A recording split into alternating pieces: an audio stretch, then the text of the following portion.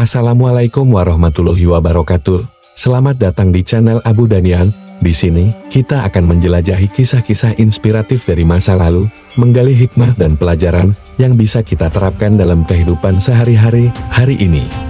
Kita akan membahas tentang seorang wanita luar biasa dari Yatsrib, yang akhlak dan keimanannya telah meninggalkan jejak tak terlupakan dalam sejarah Islam. Mari kita kenali lebih dekat Ummu Sulaim, wanita yang keimanannya begitu kokoh, hingga mampu menginspirasi banyak orang di sekitarnya.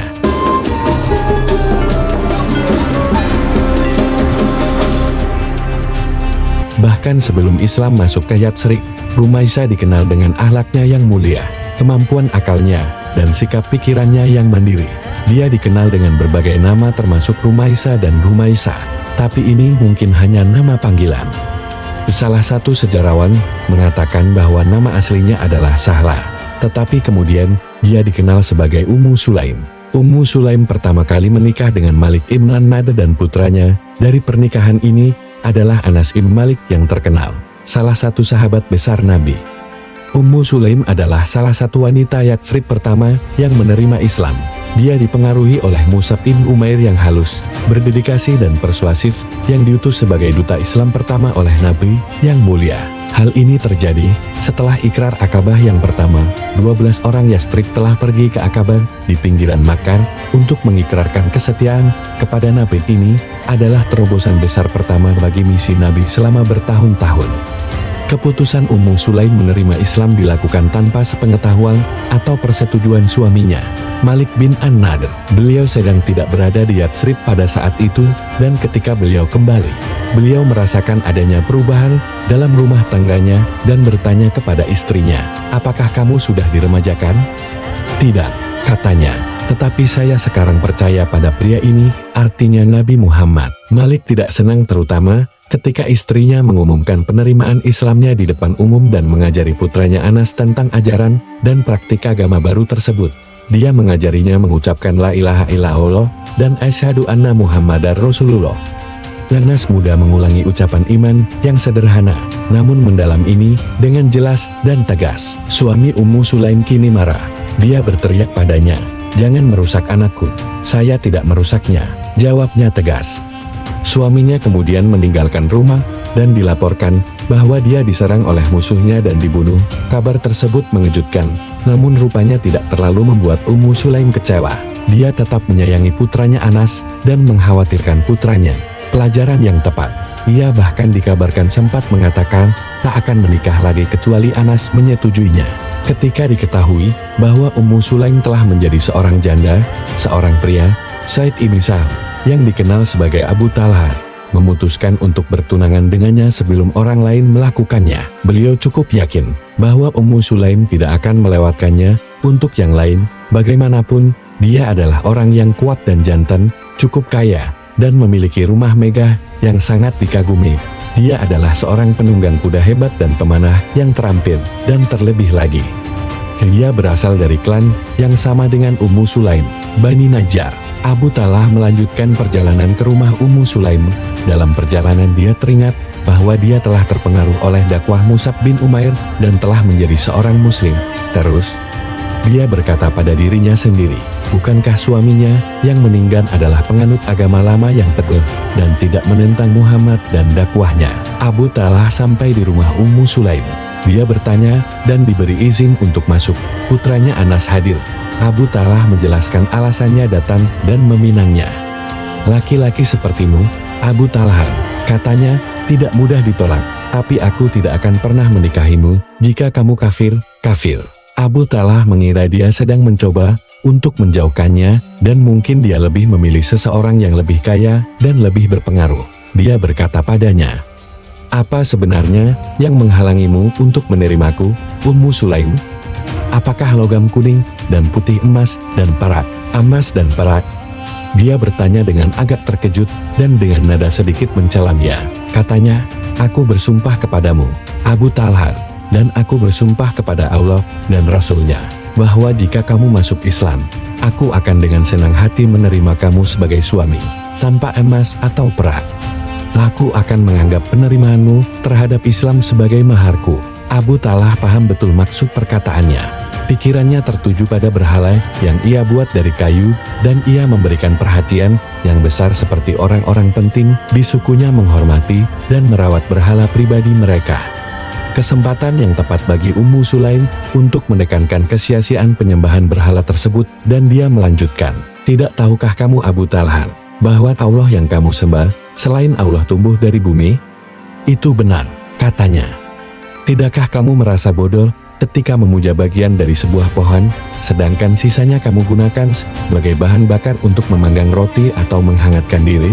Jika kamu harus meninggalkan keyakinan dan amalan bodoh ini dan menjadi seorang muslim, Abu Talha, aku akan dengan senang hati menerimamu sebagai suami, dan aku tidak ingin darimu sedekah apapun selain penerimaanmu terhadap Islam." "Siapa yang akan mengajariku tentang Islam?" tanya Abu Talha. "Aku akan melakukannya," jawab Ummu Sulaim. "Bagaimana? Ucapkanlah pernyataan kebenaran dan bersaksi bahwa tidak ada Allah selain Allah, dan bahwa Muhammad adalah utusan Allah. Lalu pergilah ke rumahmu, hancurkan berhalamu, dan buanglah." Abu Talha pergi dan merenungkan secara mendalam apa yang dikatakan Ummu Sulaim. Dia kembali padanya dengan berseri-seri dengan kebahagiaan. "Nasihatmu telah aku simpan dalam hati. Aku menyatakan bahwa tidak ada Allah selain Allah, dan aku menyatakan bahwa Muhammad adalah utusan Allah." Ummu Sulaim dan Abu Talha menikah. Anas, putranya, merasa senang dan kaum muslimin berkata, "Belum pernah kami mendengar mahar yang lebih berharga dan berharga dari Ummu Sulaim, karena dia menjadikan Islam sebagai maharnya." Ummu Sulaim senang dan gembira dengan suami barunya yang mengerahkan energi dan bakat uniknya untuk mengabdi pada Islam.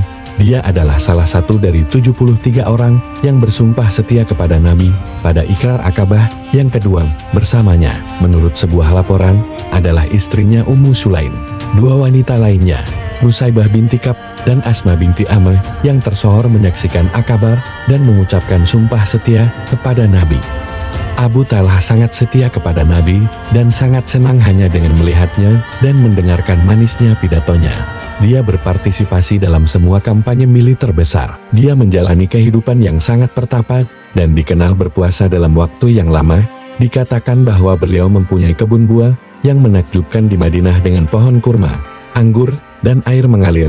Suatu hari, ketika beliau sedang melaksanakan salat di bawah naungan pepohonan, seekor burung cantik dengan bulu berwarna cerah terbang di hadapannya. Dia menjadi asyik dengan pemandangan itu dan lupa berapa rakaat yang telah dia salat. 2-3, ketika dia menyelesaikan sholat, dia menemui Nabi dan menjelaskan bagaimana perhatiannya teralihkan. Pada akhirnya, dia berkata, "Bersaksilah wahai Rasulullah, bahwa aku menyerahkan kebun ini sebagai amal karena Allah Ta'ala."